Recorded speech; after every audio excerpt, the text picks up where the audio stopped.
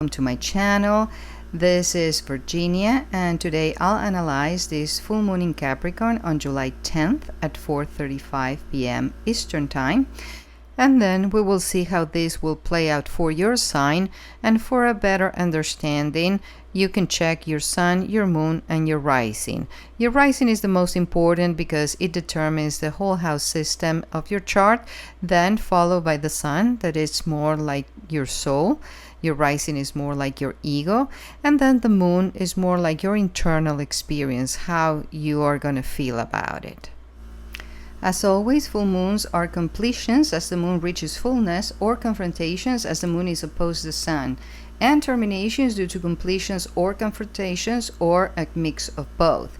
Now, this full moon is at 18 degrees with 49 minutes of Capricorn, so is ruled by Saturn.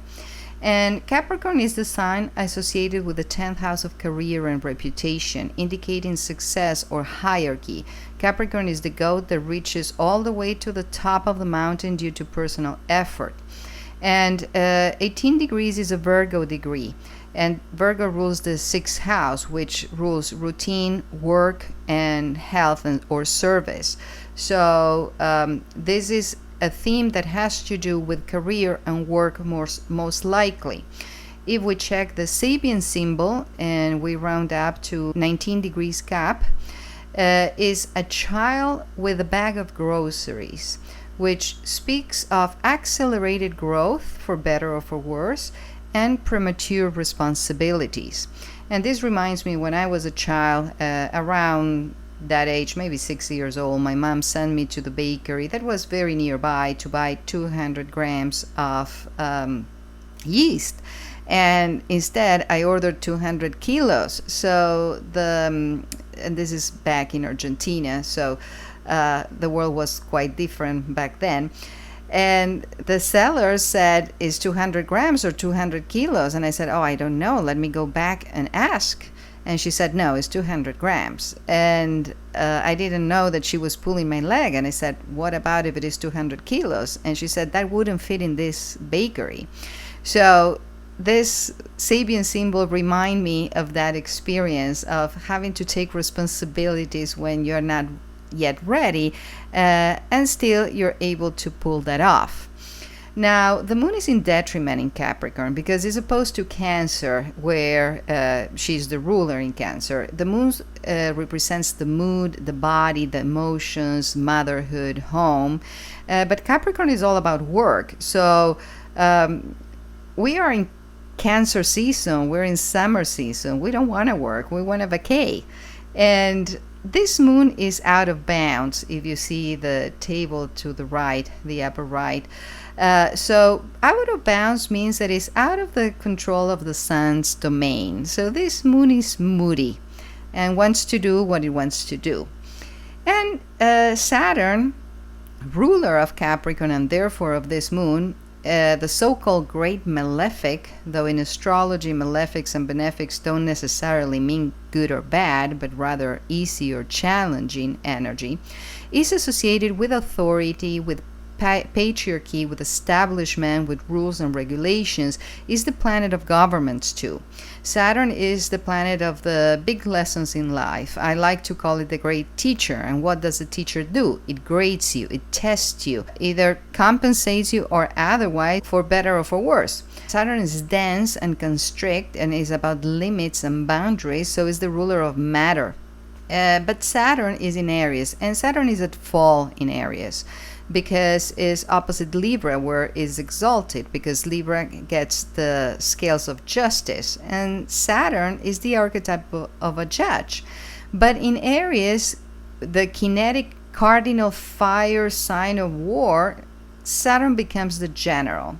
And Saturn much rather be in the court than in a battlefield, like our politicians, for example.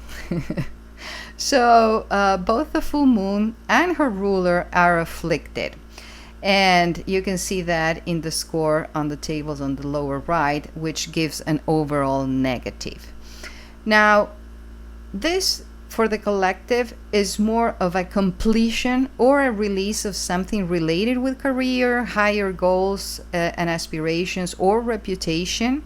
either due to completing a term, like a graduation, for example, or a change in an aspirations, like a career change, or retirement. That will allow you to pursue your hobby.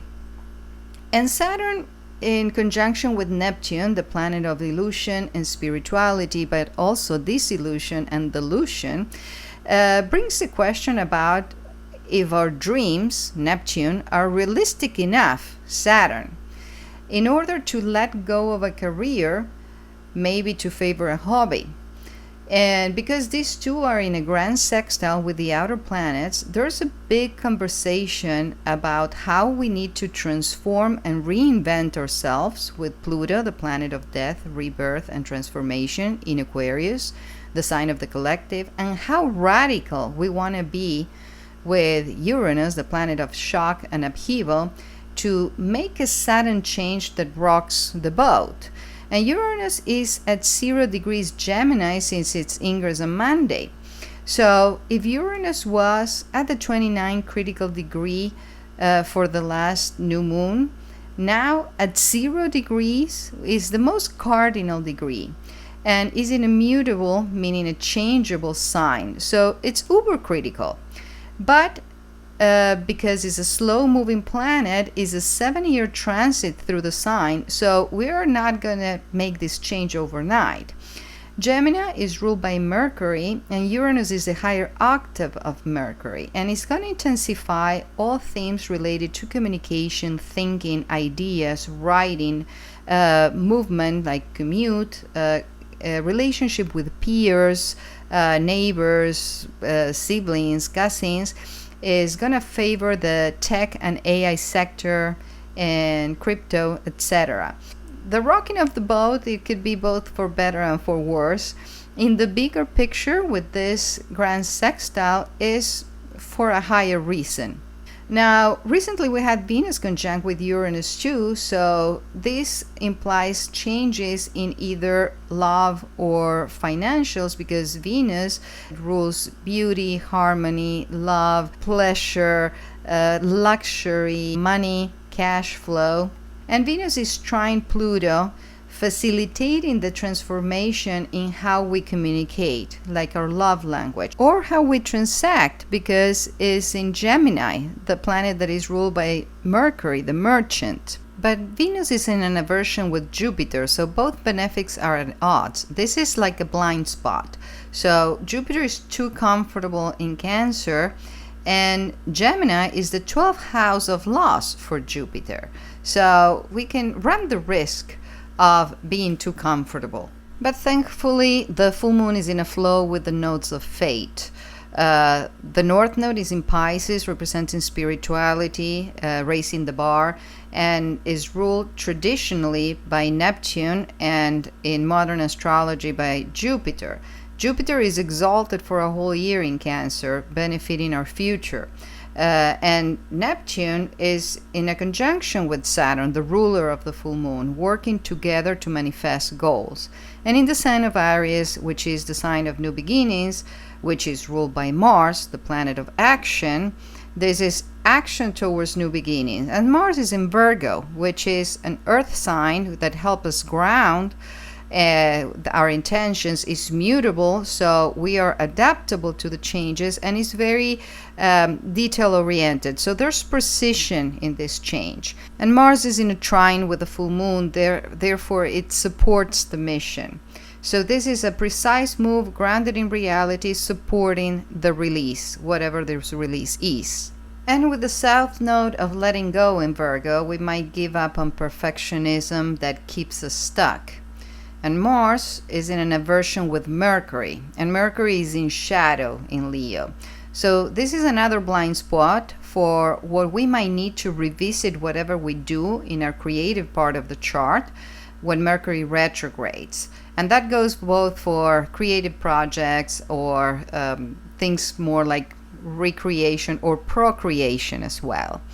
And at least there's a mutual reception here, because Mars is in Virgo and Mercury is in Leo, and Mercury much rather be in Virgo, and Mars loves being in Leo. So they're working together, even though it seems like they're not even speaking the same language. They're trying to communicate somehow.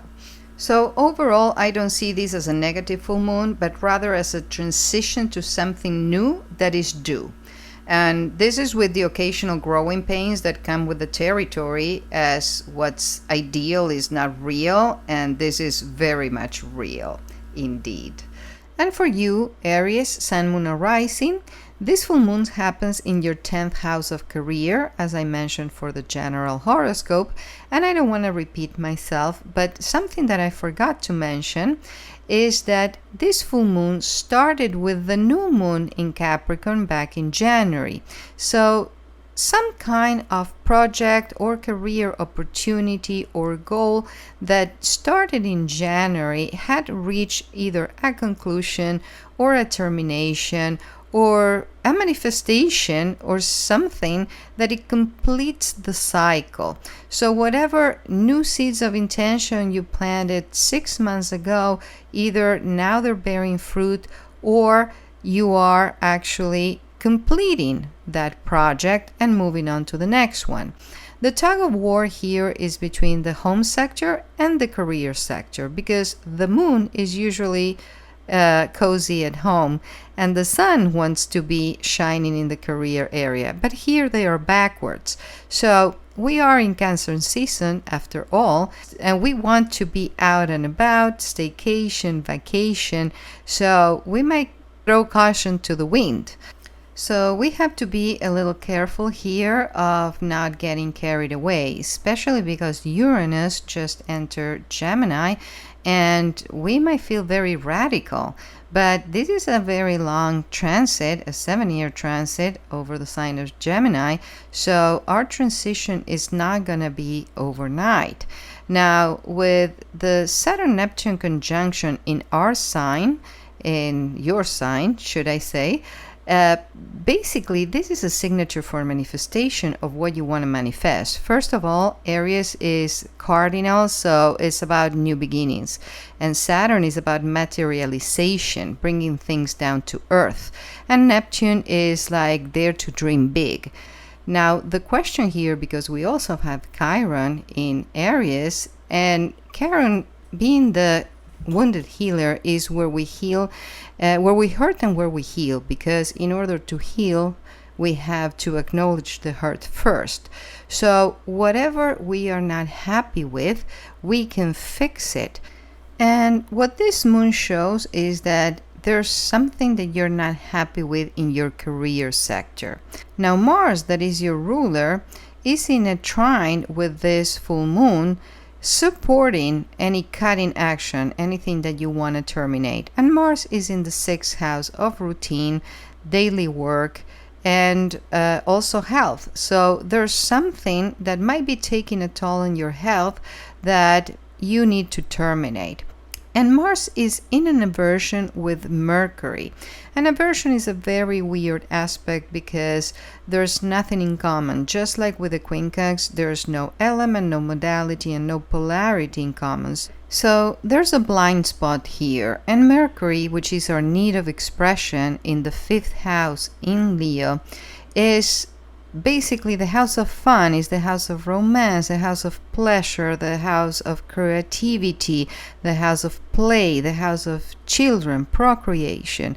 So Mars has been ignoring this Mercury here, and this is why there might be this tug of war between the career sector and the home sector, because it is affecting our routine and our downtime.